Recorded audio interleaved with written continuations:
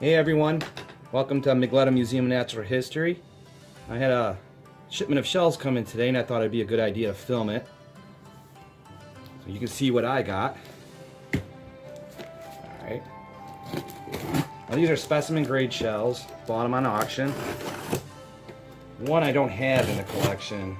Two I already have samples, specimens of, but these are nice and I didn't pay a lot of money.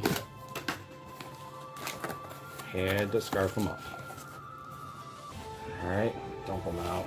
Should be alright. Wrapped pretty good. Line them up here for you. 3 different species. 2 are from the Caribbean, and 1, I'm not actually sure about the locality, somewhere in the Philippines. Is that everything? Alright. Get these things out of the way.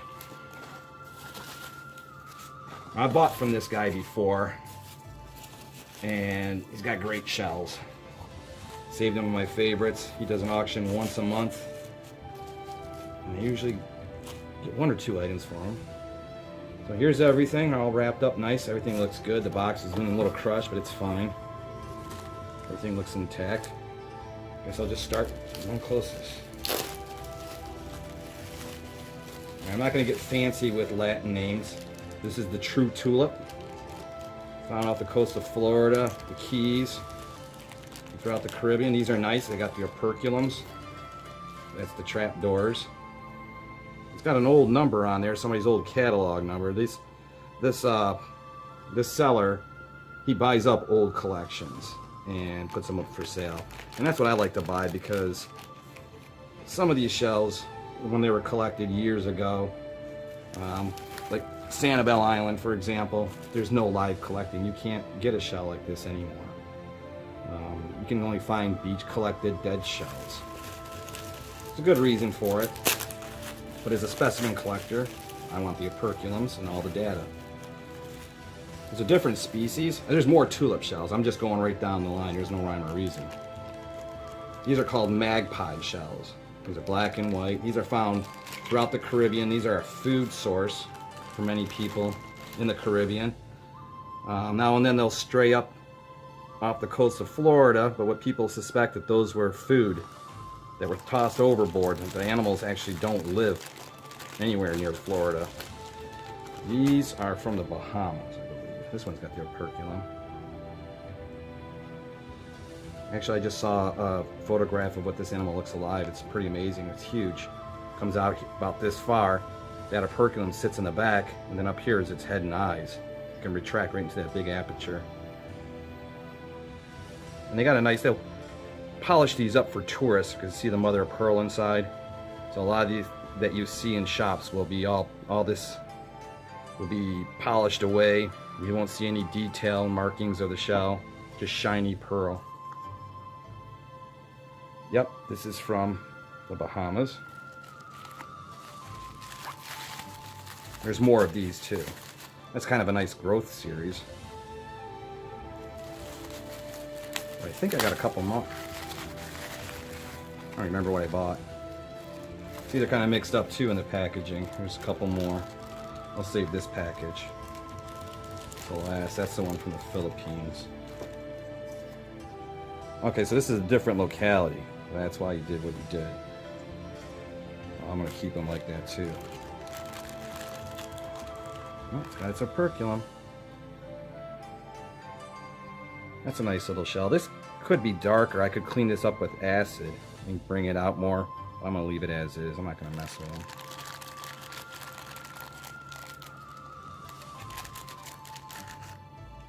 There we go, another one with the operculum. There's a serial number, someone's catalog number. That's what they used to do, right on the shells. If you have a huge collection, you get them all mixed up, that's not a bad idea, but I don't mind. Most people do. A lot of collectors. Here's a big one. Magpie shell. Phew. Oh, it doesn't have its operculum, but you can see the beautiful mother of pearl. See that shine? See, they would just polish that away. Polish all this away, the natural shell, just to expose that that's what's hiding underneath all this. I don't know. I like them natural. Not really identification. Alright, more tulip shells. Go back to them. I'm trying to keep them over here. No label came with that. Oh, that's right. They all came from the same locality. So there's got to be a label in here somewhere. They all come from the same key in Florida. That's huge.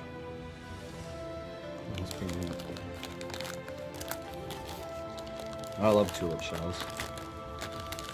Try to go to Florida and finding one complete. It's not easy. They're pretty thin. They break. I mean, hermit crabs love living in them. Big old operculum.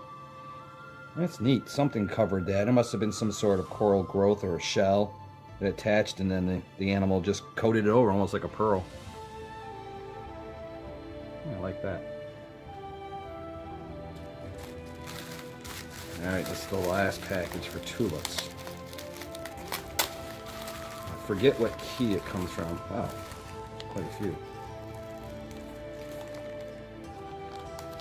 I also think it's nice to have all these shells from one locality. It kind of shows diversity.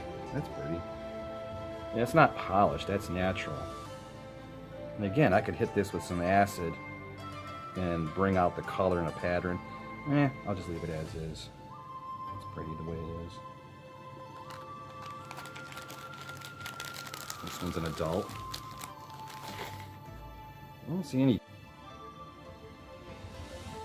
I was just looking at these shells and making a remark that I don't see any chips. There's no cracks.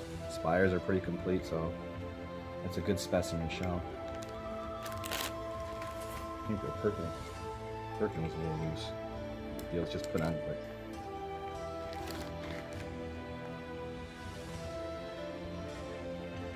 There's one little guy. There's a cardboard or something in there. That's not really that little. I'll call him medium. Here's the identification.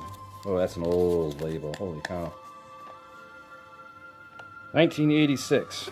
$5 to $7. Nice handwriting. You must have had these for sale at a show or something. True tulip. They're all found on East Beach, Mullet Key, Florida. Nice. 1986.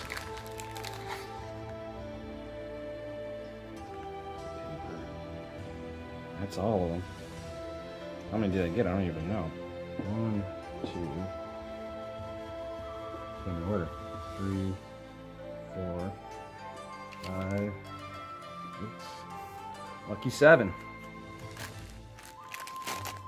I already have a tulip shell in my collection, but they have all of them again from one locality in all different sizes, all with their operculums, and paying just a little over $2 a piece. I'm not going to say no. Alright, this is a Murex species I don't have. This is called the Charming Murex. He has his operculum. I like the markings on this one. This is the one that caught my attention during the auction. Only one with thick brown bands going across it. Yes, it is charming. Got a couple more in here. One doesn't have its operculum. Here's 2. This has an old label as well. Looks like it's written on cardboard.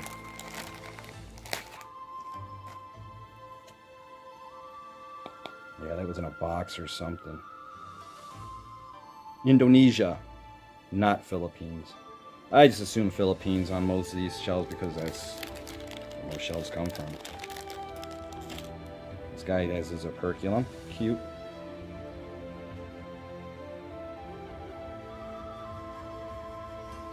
Almost like the Superb Murex. Reminds me a lot of them. This one was actually described only in 1975. You see that one's got his serial number hiding in there too. Person who originally had it in their collection. They're all around the same size.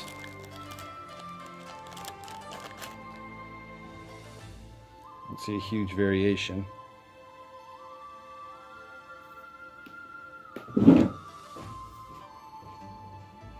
Well, this is everything. I thought it would be cool to show you guys me unwrapping a shipment. And it's something I do quite a bit by myself. And I take my time doing it. It's like Christmas all the time. And I'll take these and I'll photograph them, make my own labels for them. Line them up all pretty like. Get out of the way. There it is.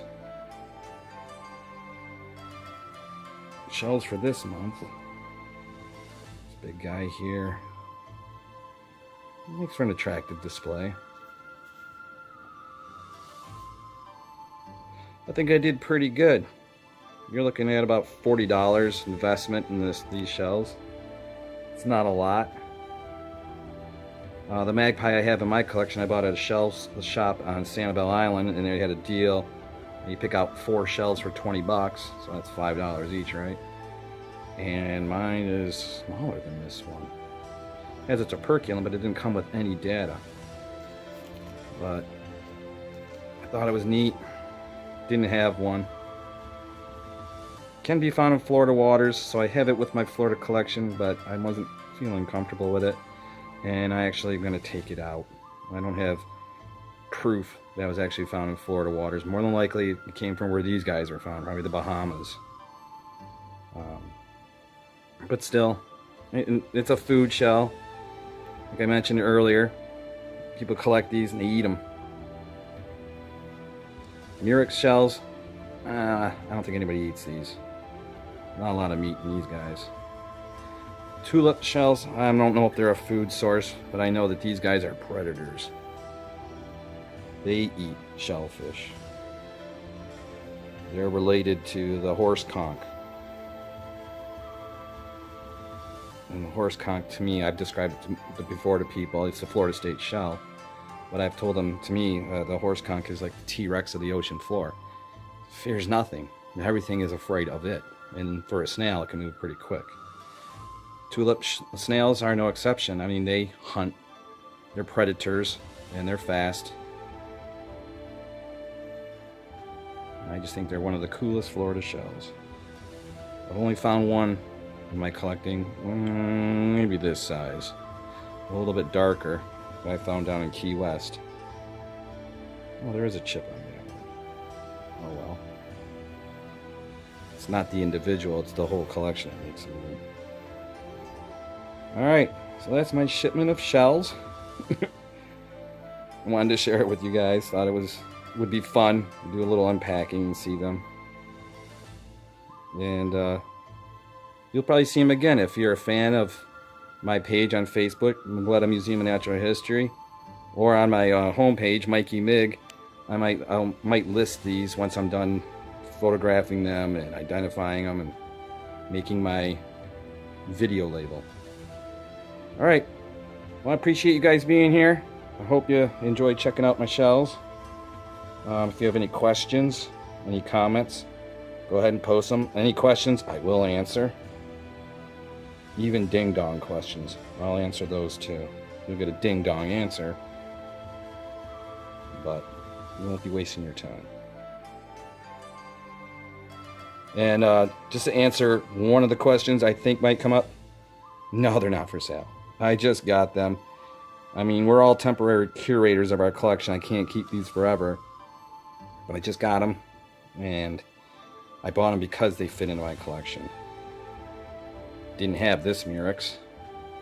Do I need 4? No. I might have to get rid of a couple.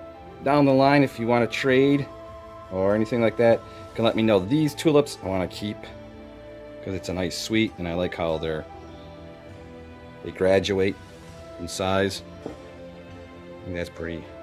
I always like that. With them comes the fossils or modern shells. I think it's neat to show the growth stages.